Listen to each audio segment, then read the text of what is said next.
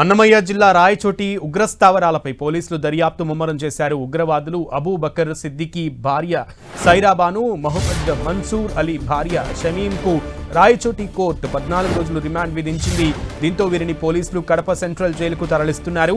మహమ్మద్ మన్సూర్ అలీ సోదరుడు మహమ్మద్ బాషా, బావమరిది జమాల్ను అదుపులోకి తీసుకుని విచారిస్తున్నారు పోలీసులు.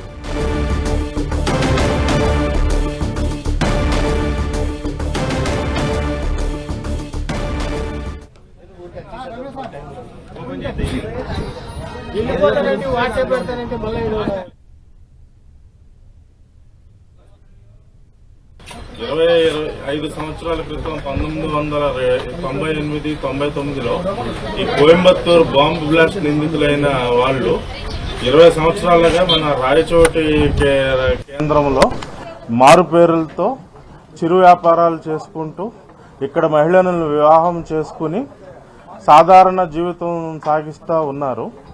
ఈ విషయం మనకి తెలియదు పూర్తిగా, అసలు మనకి ఎవరికి ఎటువంటి అవగాహన కానీ దీనికి సంబంధించిన ఆనమాలు కానీ ఎవరికీ లేకపోవటం. అయితే గత 3 రోజుల క్రితం ఒక అనూహ్యమైన సంఘటన జరిగింది.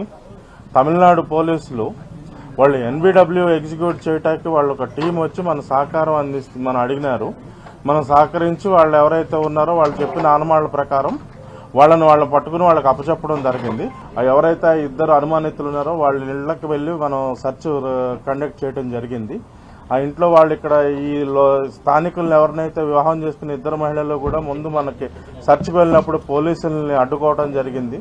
వాళ్ళని సముదాయించిన తర్వాత అంతా వాళ్ళు కలిగించిన ఆటంకములన్నింటినీ మనం అధిగమించి మనం సెర్చ్ కండక్ట్ చేస్తే అందులో మన్సూర్ ఖాన్ అమానుల్లా అనే పేరుతో ఇక్కడ చలామణి అవుతున్న వ్యక్తి ఇంటిలో అతి భయంకరమైన పేలుడు సామాగ్రి, విధ్వంసకర సామాగ్రి, కత్తులు తర్వాత అతి ప్రమాదకరమైన విస్ఫోటక సామాగ్రి అంతా కూడా మనకు లభ్యమైంది.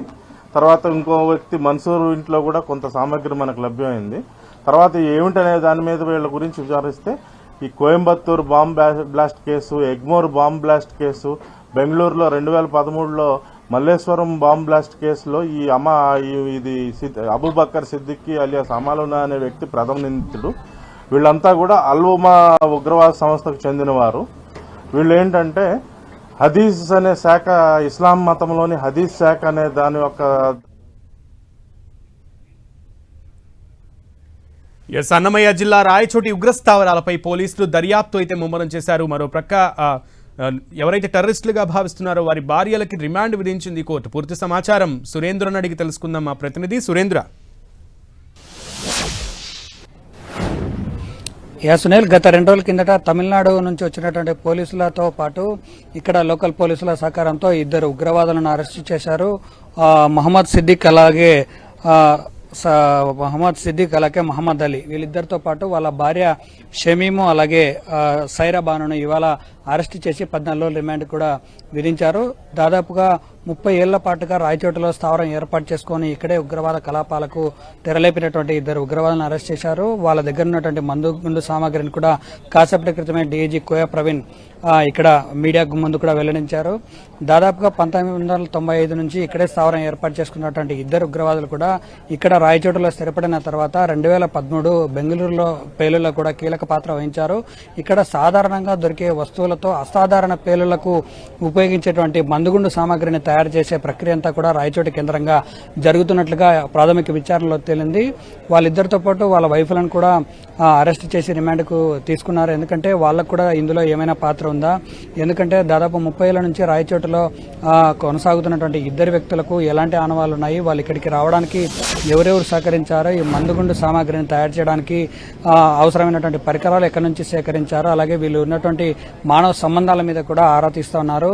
ఎందుకంటే దాదాపుగా దక్షిణ భారతదేశంలో ఉన్నటువంటి అల్-ఉమా అనేటువంటి ఒక టెర్రరిస్ట్ ఉగ్రవాద సంస్థకు చెందినటువంటి ఈ 2 ఉగ్రవాదులు రాయచోటి స్థావరంలో ఏర్పాటు చేసుకుని ఇక్కడ నుంచే తమ కార్యకలాపాలు చేయడంతో పాటు ప్రధాన నగరాలైనటువంటి 3 నగరాలకు సంబంధించినటువంటి మ్యాప్, అలాగే రైల్వేకి సంబంధించినటువంటి ఒక ట్రాక్ సిస్టమ్ కూడా వీళ్ళ దగ్గర అందుబాటులో ఉంది. వీటన్నిటిని చేయడానికి ప్రధానంగా వీళ్ళిద్దరూ టెక్నికల్ గా చాలా ఎక్స్పర్ట్స్ ఈ ఉగ్రవాదులు కాబట్టి ఇక్కడ నుంచి ఈ కార్యకలాపాలన్నీ చేశారు. ఈ ప్రాథమికంగా విచారణ జరగబోతోంది.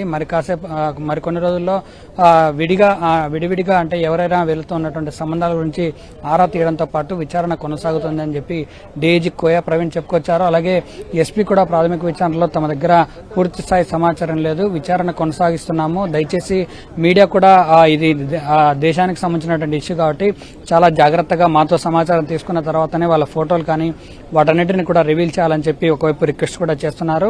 ఏదేమైనప్పటికీ ఉగ్రవాద కదలికలతో ఒక్కసారిగా రాయచోటి ప్రాంతం ఉలిక్కిపడింది. ఎందుకంటే ఈ ఉగ్రముఖలు ఈ మందుగుండు సామాగ్రి దాదాపు 30 ఇష్యూస్ లో బాంబు సామాగ్రి ఒకసారిగా వీళ్ళు పోలీసులు కూడా స్వాధీనం చేసుకున్నారు. వీటన్నిటిని సేకరించడంతో రాబోయే రోజుల్లో జరిగే ఉగ్రవాద దాడులను ఆపగలిగినామని చెప్పి పోలీసులు చెప్పుకొస్తున్నారు. అలాగే తమిళనాడు పోలీసులు ఇచ్చినటువంటి సమాచారం మేరకు విచారణలో మరికొన్ని విషయాలు వెల్లడయ్యే అవకాశం ఉన్నట్లుగా చెప్తున్నారు. Sunil. Okay Surendra, keep updating. Surendra, thank you.